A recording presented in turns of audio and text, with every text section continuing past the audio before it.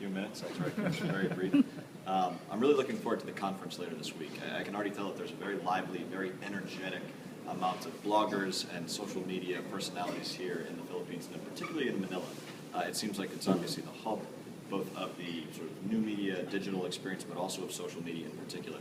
We've had a lot of conversations already in my 2 days here about the percentage of people who are connected to the internet in the Philippines. And people keep telling me how small it is, but there's a very big distinction that I see from where the Philippines are today and where the United States was about that time when our penetration was maybe 30–35%. And that is the rise of social media over the last couple of years. Of the 30 million or so people in the Philippines who are connected, I believe that just about everybody is on a social network of some kind. So everybody is now their own broadcaster. Everybody has an opinion. They can share it as much as they want, as quick as they want. They can gain the interactive pieces of it as quick as they want.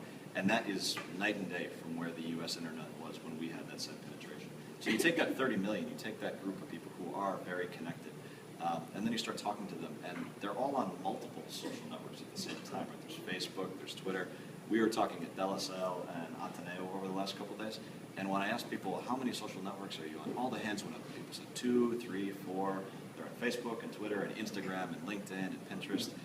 There's this incredible amount of energy, it seems like, among young people who are engaged with this content. And I think it's an incredible way for politicians, for journalists, for bloggers, and for activists to really make their voice heard amongst the community, especially when they feel like maybe they didn't have a stronger voice in the past. I think it's a wonderful mechanism for people who are not part of the process or not a big part of the process in the past to get their voices out. I also truly believe that it's a way for politicians to not only communicate directly with voters, but to listen. We talked a little bit about this on my way in, that so many politicians need to learn how to listen in social media and hear what's being said from their constituents, from their potential supporters.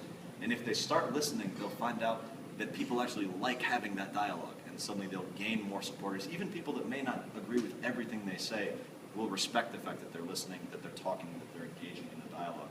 And as we all know, that's part of the democratic process, is the accountability and the listening coming from the leadership, and then bringing the people essentially what they want, because that's what the democracy is.